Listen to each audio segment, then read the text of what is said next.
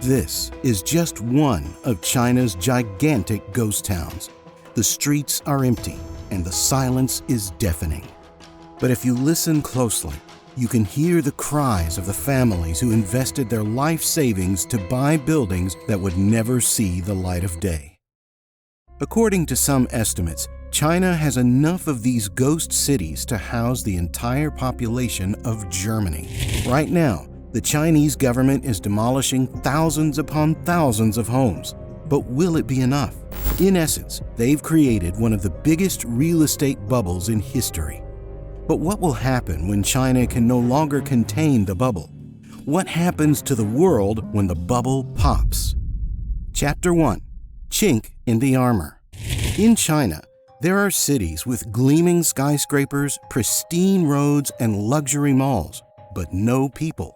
It looks like success on the surface, but dig deeper and you'll find something deeply unsettling.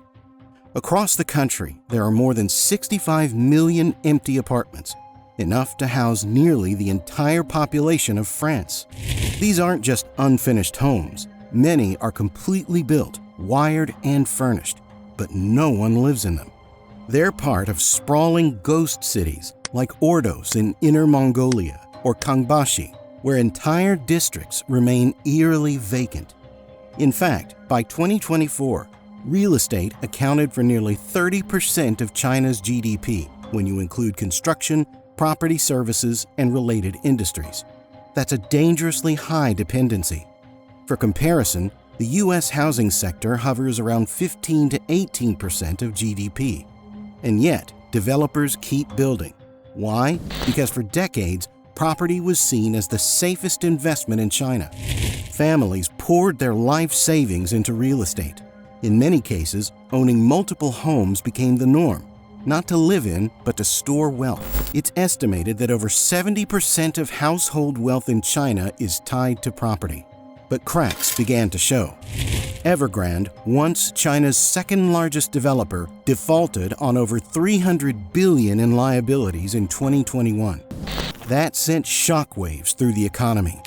Since then, dozens of developers, like Country Garden and Sunak, have smashed that like button just like you should, if you haven't done so already. But no, in all seriousness, since then, these major developers have either defaulted or faced severe liquidity crises. And behind it all is a staggering mountain of debt. By 2024, China's real estate sector had amassed over $5 trillion in combined debt, according to Goldman Sachs. That includes developers, local governments that rely on land sales, and state-owned banks exposed to bad loans. What's worse is that local governments, heavily reliant on land sales for up to 40% of their revenue, are now struggling to stay afloat. When the property market cooled, so did their budgets. Infrastructure stalled, public services weakened, and social unrest is simmering. So yes, something is off. China's property sector wasn't just a bubble. It was the foundation of its growth story. And now that foundation is showing cracks, big ones. But to understand the Chinese real estate collapse, we have to rewind the clock. Chapter 2. Foundations of a Dream. China, 1990s. During this period, the Chinese government initiated significant economic reforms, transitioning from a centrally planned economy to a more market-oriented one. One of the most impactful changes was the privatization of housing. Before these reforms, urban housing was primarily divided by the state as part of employment benefits. However, in the late 1990s, the government began to dismantle this system, allowing citizens to purchase their homes, which led to a surge in homeownership rates. This shift not only provided individuals with a sense of ownership, but also transformed real estate into a primary investment vehicle. Home ownership became synonymous with personal success and financial security. As a result, families invested heavily in property, often allocating a significant portion of their savings to real estate purchases. By the early 2000s, home ownership rates in urban areas had risen dramatically, reflecting the population's eagerness to participate in the burgeoning property market. The banking sector played a crucial role in this transformation. In 1995, The enactment of the commercial bank law allowed state-owned banks to operate more commercially, leading to an expansion in mortgage lending. This increased access to financing enabled more citizens to purchase homes, further fueling the real estate boom. Local governments also became deeply entwined with the real estate sector. Following the 1994 tax sharing reform, local authorities faced fiscal pressures due to reduced revenue shares from the central government. To compensate, they increasingly relied on land sales to generate income, a practice that became known as land finance. This dependency incentivized local officials to promote rapid urban development and property sales, often leading to overconstruction and speculative investments. By the early 2000s, real estate had become a cornerstone of China's economic growth. The sector's expansion contributed significantly to GDP, with estimates suggesting that investments in buildings, factories, and housing infrastructure constituted up to 45% of China's GDP at its peak. In short, the confluence of housing privatization, increased mortgage lending, and local governments' reliance on land sales created a robust real estate market. This period laid the foundation for China's rapid urbanization and economic ascent, but it also sowed the seeds for the challenges the country faces today in its property sector. And this was the foundation for the Chinese scam machine. Chapter 3: Chinese Scam Machine. To understand the magnitude of China's real estate crisis, we must understand the mechanisms that fueled its growth. Developers like Evergrande, once China's second-largest property giant, capitalized on a business model that prioritized rapid expansion over sustainable development. They sold apartments before construction began, using the proceeds to acquire more land and initiate additional projects. This cycle continued, creating an illusion of perpetual growth. But if you notice, this was very similar to a Ponzi scheme, which relied heavily on constant cash inflows to keep working. So, as long as property prices kept rising, the system appeared to be working just fine. But when market conditions shifted, the cracks began to show. By 2020, the real estate sector had become a significant component of China's economy, contributing around 29% to the nation's GDP. This over-reliance on property development led to an oversupply of housing. Estimates suggest that there are around 80 million vacant homes across China, enough to accommodate the country's entire population multiple times over. The situation was made worse by constructing in smaller, lower-tiered cities. In 2021, approximately 78% of housing construction occurred in these areas, where there wasn't enough demand to absorb the new supply. This mismatch between supply and demand led to numerous ghost cities, characterized by empty high-rise apartments and underused infrastructure. Evergrande's aggressive expansion strategy, which included ventures into electric vehicles and other industries, further strained its financial stability. The company's debt ballooned to over $300 billion, and in 2021, it defaulted on its obligations, triggering a broader crisis in the property sector. The fallout affected not only developers, but also bankers, suppliers, and home buyers, many of whom were left with unfinished properties and uncertain futures.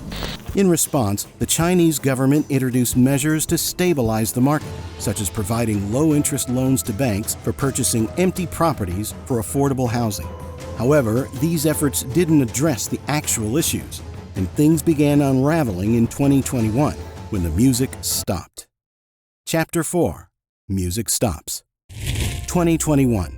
The Chinese government introduced the 3 Red Lines policy to address the escalating debt within the real estate sector.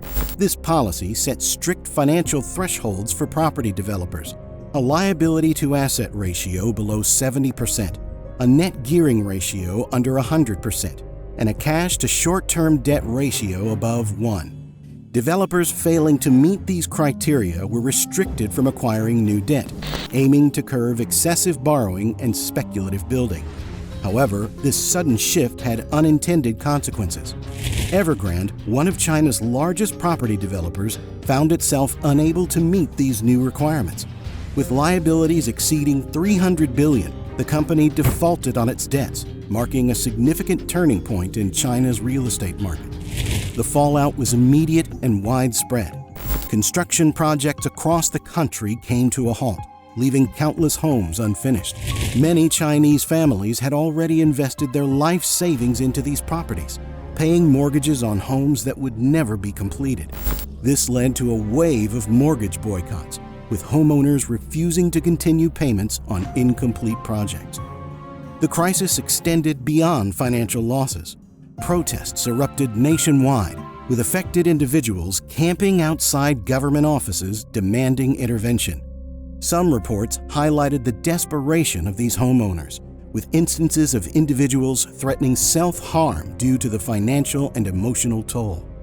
This situation underscored the vulnerabilities in China's real estate-driven economic model. For years, property had been seen as reliable investment, with many citizens pouring their savings into real estate. The sudden collapse of major developers like Evergrande revealed the risks of this over-reliance and the potential for widespread economic disruption. As a response, the Chinese government tried to stabilize the market by providing financial support to struggling developers and implementing measures to protect homeowners. However, the long-term implications of this crisis continued to unfold, raising questions about the sustainability of China's growth strategies and the need for more diversified economic planning. Chapter 5. Mirroring the Past. Today, China is looking down the barrel of a gun as it faces an unprecedented real estate crisis. Some estimates indicate that between 65 to 80 million homes remain unoccupied across the country. But is this really unprecedented? This vast number of vacant properties is enough to house the entire population of Germany multiple times over. These empty dwellings are not confined to rural areas. They span across major cities and newly developed urban centers, many of which have become known as ghost cities.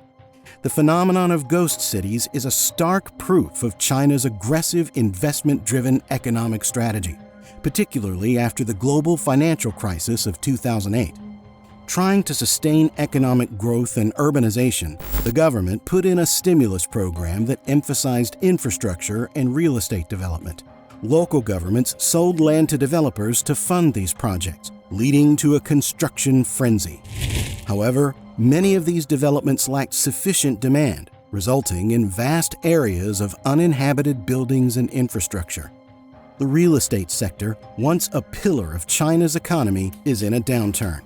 In 2022, total sales decreased by 24.3% from the previous year, and investment by real estate developers dropped by 10%. This decline has had ripple effects throughout the economy, affecting industries ranging from construction to banking. The crisis bears similarities to the U.S. housing market collapse in 2008.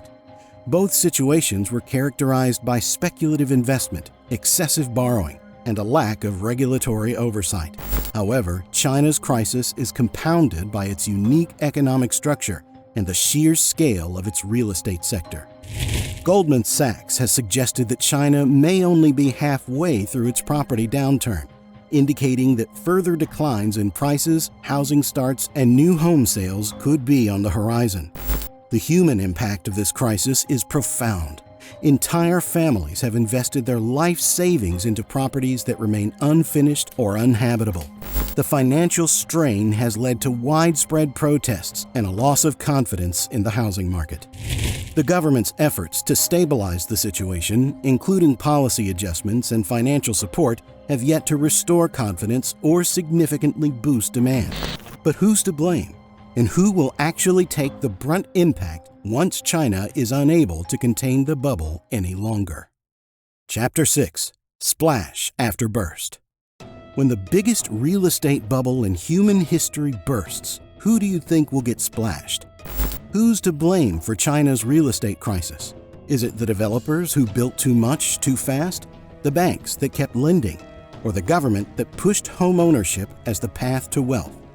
Perhaps it's a mix of all these factors. Developers like Evergrande expanded rapidly, taking on massive debts. At its peak, Evergrande owed over $300 billion. When the government introduced the 3 red lines policy in 2020 to limit borrowing, Companies like Evergrande couldn't meet the new rules and faced financial trouble. Banks played their part by offering easy loans, fueling the property boom. The government, aiming to boost the economy, supported this growth. Real estate became a significant part of China's GDP, accounting for about 30% at its height. But when the market cooled, problems surfaced. Developers couldn't finish projects, leaving millions of homes empty. Estimates suggest there are between 65 to 80 million vacant homes in China. The impact isn't limited to China. A slowdown in China's property market affects global demand for materials like steel and copper. Countries that export these goods to China feel the pinch. This situation echoes the 2008 U.S. housing crisis, where risky lending and overbuilding led to a market collapse. In both cases, optimism and unchecked growth played roles. The difference is scale. China's crisis involves more people, money, and global connections. As the world watches, the question isn't just about China's next move. It's about how this crisis might reshape economies worldwide. The effects could be far-reaching, influencing markets and policies beyond China's borders. If China's $5 trillion housing bubble bursts and drags the global economy down with it, do you think your country is ready for the fallout? Or are we all just one bad loan away from our own collapse?